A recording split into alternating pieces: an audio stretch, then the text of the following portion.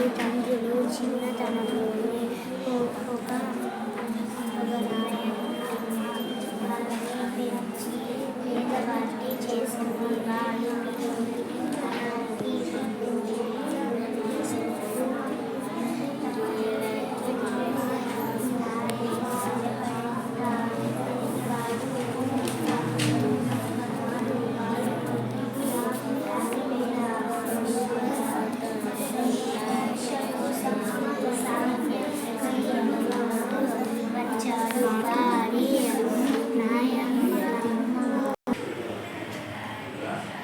అందరికీ శుభోదయం.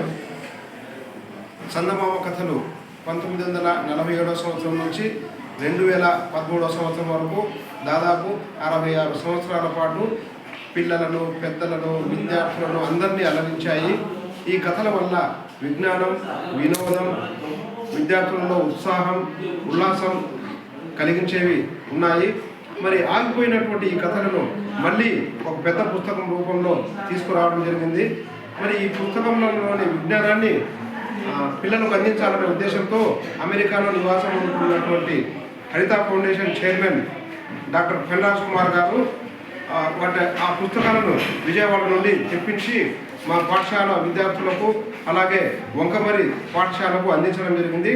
విద్యార్థులు తమ విరామ సమయంలోనూ అలాగే పాఠశాల వదిలేక లంచ్ బ్రేక్లోనూ ఈ విజ్ఞానవంతమైనటువంటి కథలను చదువుతూ అటు విజ్ఞానాన్ని ఇటు వినోదాన్ని పొందుతూ చక్కగా ముందుకు సాగిపోతున్నారు.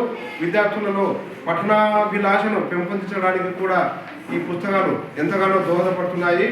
మరి మా పాఠశాలకు ఈ పుస్తకాలను అందించిన డాక్టర్ ఫెన్రాజ్ కుమార్ గారికి మా పాఠశాల తరఫున, ఉపాధ్యాయుల తరఫున, విద్యార్థుల తరఫున ధన్యవాదాలు తెలియజేస్తున్నాము.